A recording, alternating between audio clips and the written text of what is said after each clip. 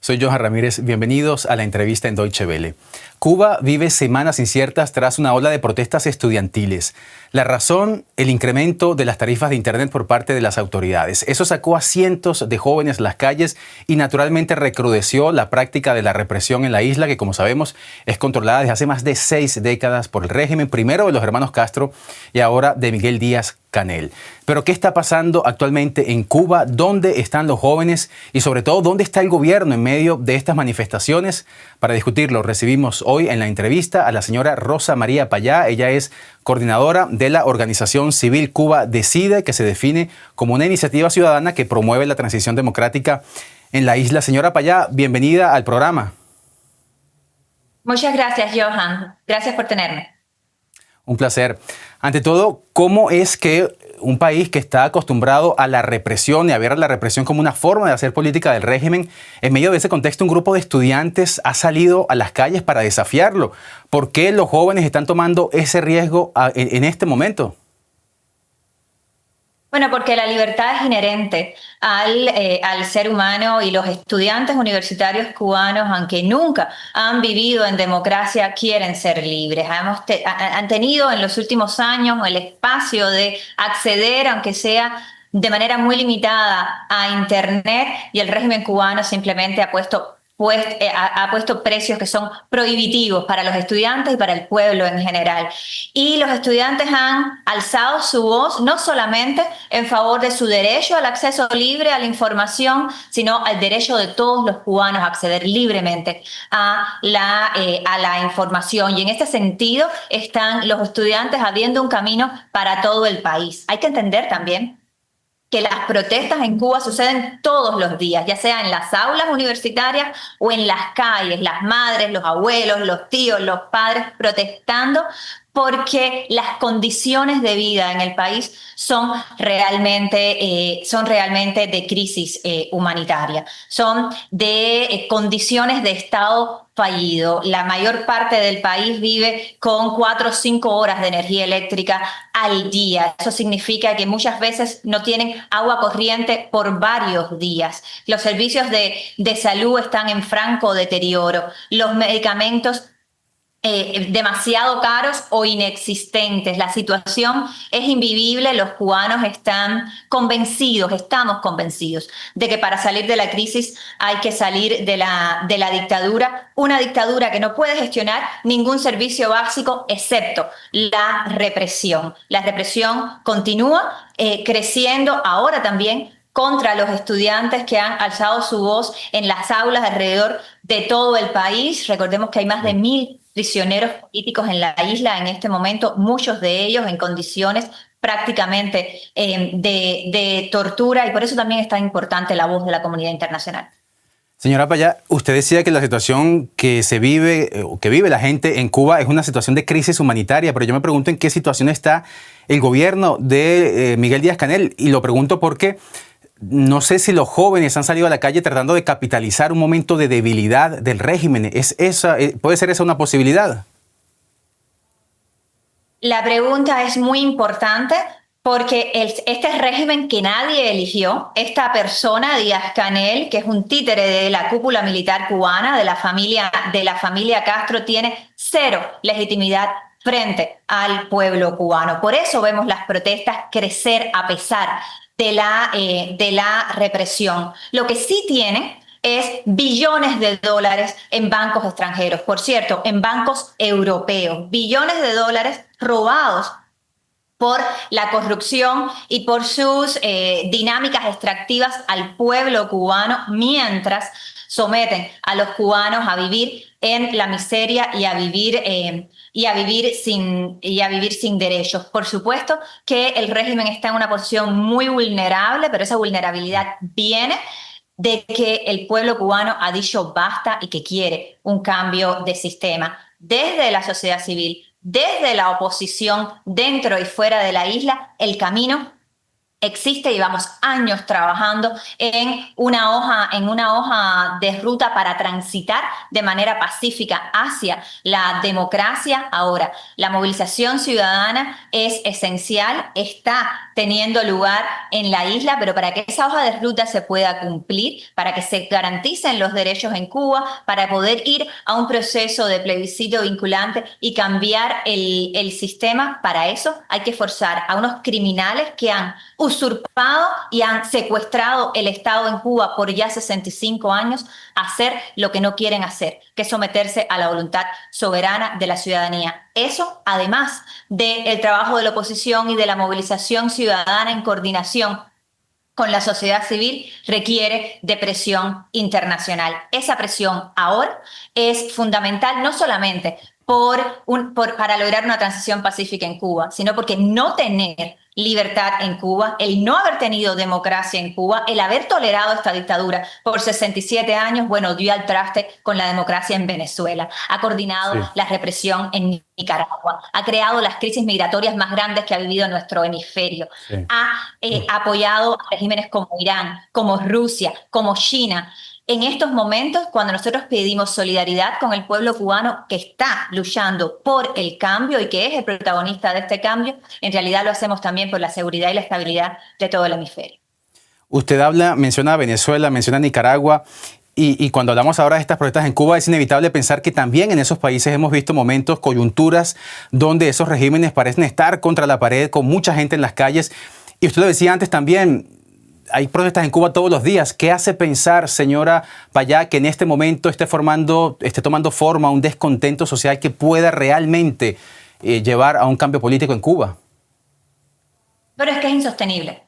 La situación en la isla, tal y como está en este momento, es sencillamente insostenible. Insostenible para nuestras familias, para los cubanos que están soportando ese régimen, y insostenible para un régimen que no tiene ninguna legitimidad y que la única razón por la que se mantiene ahí es porque controla el monopolio de la fuerza y el control territorial sobre todo el país. Ese régimen tiene que ser confrontado con una amenaza creíble y esa debe venir de la presión internacional. No es posible que estos militares ladrones tengan billones de dólares en bancos extranjeros en Europa robados al pueblo cubano y tengan acceso impune al sistema financiero internacional mientras fuerzan a la miseria, al hambre y a la represión a todo un pueblo, mientras mantienen al menos 3.000 cubanos en una guerra de agresión en Ucrania a favor del ejército ruso, mientras llegan a Teherán a ver al ayatolá y Díaz-Canel convoca a una coalición internacional contra Occidente, mientras permiten bases de espionaje china en territorio nacional, mientras mantienen el control de la represión y del aparato de vigilancia del régimen de Nicolás Maduro, mientras coordinan con Daniel Ortega la ola migratoria más grande que ha vivido nuestro hemisferio, por lo menos en la historia conocida. No es posible que tamaño centro de estabilización, no solamente regional, sino global, siga oprimiendo a su pueblo y representando la amenaza de seguridad que representa para el resto del hemisferio con impunidad. Es hora de actuar. Señora Payá, la acción es simple. Sí, me interesa porque usted ha mencionado la comunidad internacional. Ahora pone a Cuba en la perspectiva de la seguridad regional. El regreso de Donald Trump a la Casa Blanca está poniendo presión realmente en La Habana para que haya un cambio de gobierno cuando hablamos ahora de esa perspectiva internacional. El presidente Trump ha comenzado acciones que van en la dirección de la solidaridad con el pueblo cubano y de cortar los fondos que vienen de la comunidad internacional hacia los represores que están en el poder en Cuba. Ahora, Europa también tiene algo que hacer. Por años, la Unión Europea ha mantenido un tratado de diálogo político y de cooperación con el régimen cubano que lo que hace es financiar la represión en Cuba, mediante el cual se envían millones de euros de los contribuyentes europeos a esa dictadura que en los 8 años que tiene el acuerdo de vigencia, lo único que ha hecho es empeorar en términos de derechos humanos y de agresión a la seguridad de otros países en el resto del mundo. Es hora de que la Unión Europea corte el financiamiento al régimen cubano. Es hora de que Occidente actúe unido para terminar con la amenaza que significa el Partido Comunista Cubano.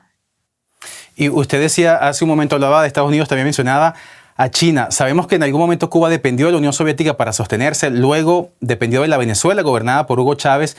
Ahora que Caracas ha dejado de ser ese socio influyente, acaudalado que era, ¿de dónde está sacando el régimen de Díaz-Canel el apoyo político y económico para sostenerse? Y le cierro la pregunta todavía más. ¿Cuánta influencia tiene China actualmente para que se sostenga el régimen de Díaz-Canel allí? Mira, estamos hablando de un régimen criminal cuya mayor parte de la economía es también criminal. Sus fondos vienen desde el tráfico de seres humanos hasta el tráfico de armas, como hemos visto en algunos momentos en la historia reciente, anuncios de fortalecimiento de la cooperación con China. Mientras hablamos, Díaz-Canel está en Bielorrusia, con quien también tienen una alianza militar. Rusia envía petróleo a Cuba. Venezuela, cada vez que puede y a pesar de las penurias que está pasando el pueblo venezolano, también envía petróleo a la isla. Tenemos que centrarnos en que esta herencia de la Guerra Fría que se quedó en La Habana y que llegó al siglo XXI, en estos momentos, este régimen criminal, el régimen de La Habana, es el muro de Berlín de nuestros tiempos. Y tener una oportunidad de avanzar hacia la democracia, la estabilidad, la paz, incluido terminar con la violencia de actores no estatales que crece en nuestro continente, para tener una oportunidad de avanzar hacia la estabilidad, necesitamos derribar ese muro de Berlín que se quedó en La Habana.